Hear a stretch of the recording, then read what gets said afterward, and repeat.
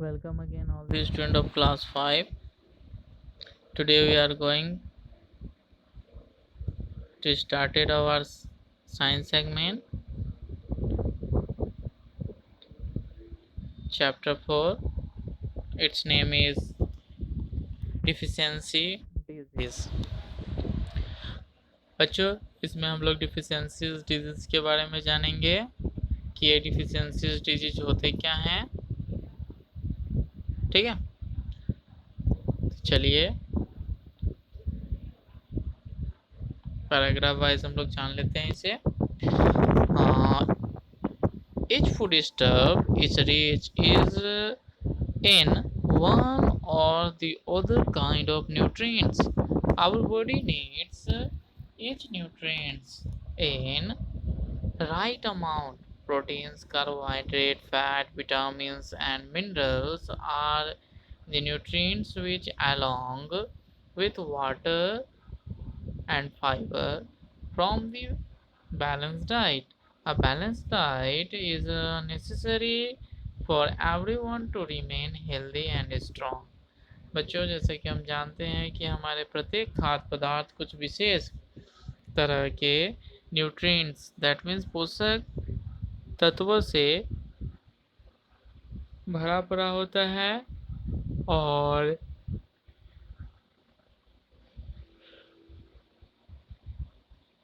जो हमारे बॉडी के ग्रोथ के लिए बहुत ही इम्पोर्टेंट होता है। इनका हमारे बॉडी में सही मात्रा में आ पाना बहुत ही ज़रूरी होता है। ठीक है, जैसे कि ये न्यूट्रिएंट्स हैं, protein, carbohydrate, fat, vitamins and minerals. ठीक, ये हमारे बॉडी के लिए बहुत ही एसेंशियल न्यूट्रिएंट्स हैं।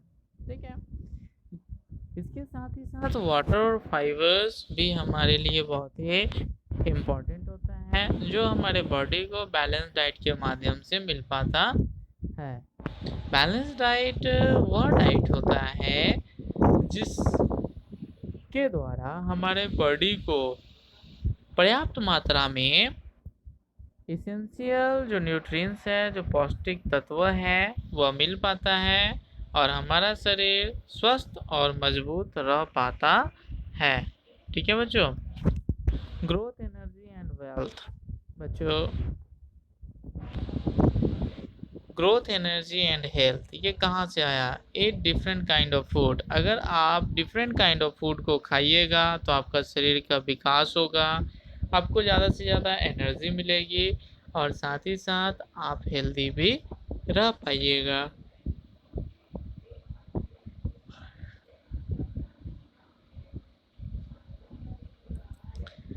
When someone does not take a balanced diet, his/her food lacks in one or more of the above nutrients. Diseases are caused when one or more nutrients are not present in the daily diet in the right amount. Thus, disease caused by lack of nutrients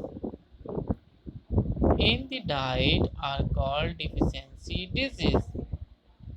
These diseases are non-communicable as they cannot spread from one person to another. बच्चों, अगर कोई भी व्यक्ति अपने daily diet में, अपनी जो balance diet है उसमें उचित मात्रा में, ठीक है, जो न्यूट्रिशन ऊपर बताए गए हैं उनको नहीं लेते हैं तो उनके बॉडी में उनकी उस न्यूट्रिएंट्स की कमी हो जाएगी और उसके वजह से कुछ डिजीज़ हो जाएंगे, जिसे डिफिशियंसी डिजीज़ के नाम से जाना जाता है। और ये जो डिफिशियंसी डिजीज होते हैं ये कम्युनिकेबल नहीं होता है। मतलब क्या कि एक इंसान से दूसरे इंसान को छूने से, साथ बैठने से, खाने से ये नहीं होता है। यह सिर्फ और सिर्फ लैक ऑफ न्यूट्रिशन के वजह से उसी इंसान को होता है जिसके बॉडी में पार्टिकुलर न्यूट्रिएंट्स की कमी होती है। ठीक है बच्चों, अब हम लोग जानेंगे causes of deficiency diseases. Deficiency diseases के क्या क्या कॉजेज हैं इसके बारे में हम लोग जान लेते हैं। Number one or more nutrients missing or present in less amount than required in the diet. देखो बच्चों, ये डिफिशियंसी डिजीज होने के क्या कारण होते हैं? एक या एक से अधिक जो हमारे न्यूट्रिएंट्स हैं, अगर वो हमारे बैलेंस डाइट में पर्याप्त मात्रा में नहीं मिले हुए हैं तो हमें डिफिशियंसी डिजीज होने के चांसेस ज़्यादा होते हैं। फ्रीक्वेंट लूज स्टोमक यानी कि diarrhoea, often repeated infection worm in the intestines cause loss of liquid juices from the bodies। अगर क्या हो गया, डायरिया हो गया, ठीक है, या फिर किसी भी तरह का इन्फेक्शन हो गया, या फिर हमारे स्टोमक में जो वॉर्म्स होते हैं उनकी संख्या क्या हो जाएगा, बढ़ जाएगा, जिस वजह से क्या होने लगेंगे, जो हमारे बॉडी में जो लिक्विड जूसेस फॉर्म होता है, जो बनता है बॉडी के द्वारा, वो लॉस हो जाएगा। ठीक है, जिसमें जो न्यूट्रिएंट्स होते हैं हमारे बॉडी के लिए इसेंशियल, वो क्या हो जाएंगे, धीरे धीरे कम जाएंगे और हमें डिफिशियंसी डिजीज हो जाएगी। ठीक है,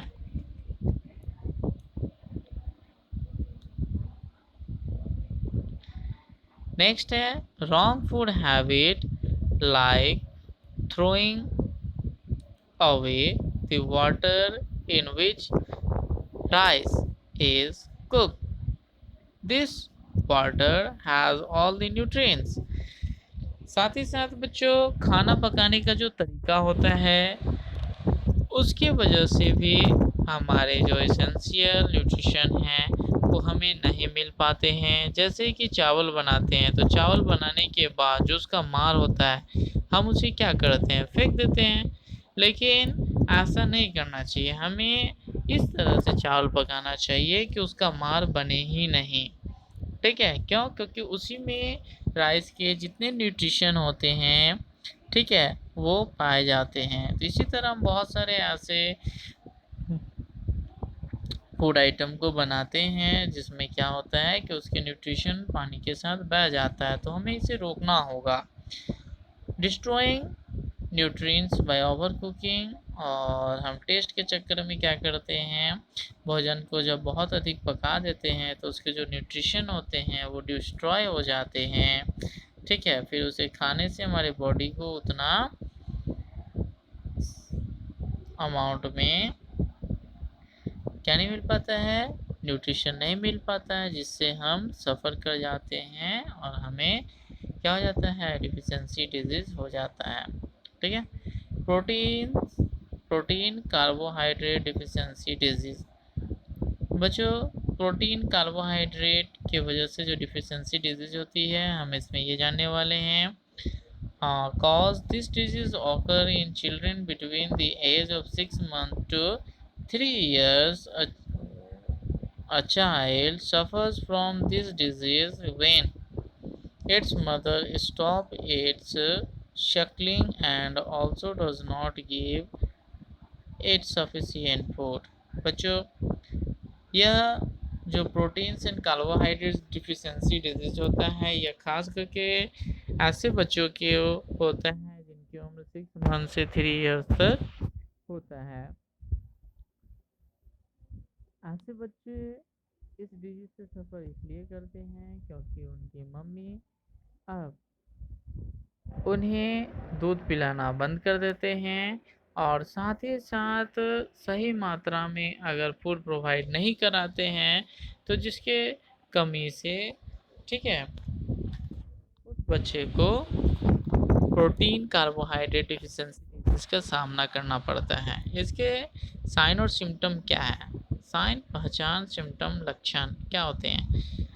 the child does not take interest in playing, बच्चे को खेलने में मन नहीं लगेगा। The child is not very active and gets tired and dull very sure. बच्चा अगर खेलने जाएगा तो वो बहुत एक्टिव नहीं दिखाई देगा और बहुत ही जल्दी थक जाएगा। साथ ही साथ वह देखने में भी उतना फ्रेश नज़र नहीं आएगा। The child is thinner than other healthy children of the same age। और बच्चा दूसरे उस सेम एज के बच्चे से क्या हो जाएगा, कमजोर दिखने लगेगा, पतला दिखने लगेगा। The children have lost skin, sunken eyes and very thin and light color hair। और क्या हो जाएगा कि बच्चे का जो स्किन है, ठीक है, वो लूज हो जाएगा, उसके आँख में सफ़ेदी आ जाएंगे और उसके जो बाल है वो भूरे रंग के दिखने लगेंगे। Sometimes body of such a child swell on face, belly, hands and feet। The skin gets dark and start peeling off।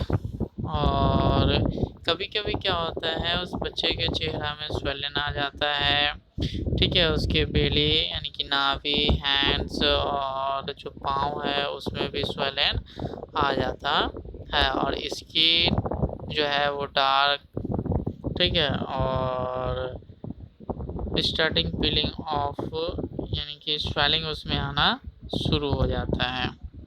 ठीक है, तो इससे हम बचेंगे कैसे? बिसाइड मदर्स मिल्क, फ्रूट्स और variety of soft boiled food like porridge and mashed vegetable should be given from the age of 4 months।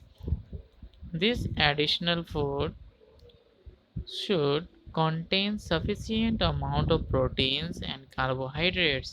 बच्चों, अगर हम बच्चे को इस बीमारी से बचाएं तो माँ के दूध के साथ साथ बच्चे को थोड़ा फ्रूट, ठीक है, या डिफरेंट वैरायटी के जो सॉफ्ट बॉइल्ड फूड होते हैं, ठीक है, जैसे पोरीज या फिर मैश वेजिटेबल जो अच्छी तरह से पके हों और सॉफ्ट हों, ठीक है, इन्हें भी हम 4 मंथ्स से बच्चे को थोड़ा थोड़ा देना शुरू करते हैं।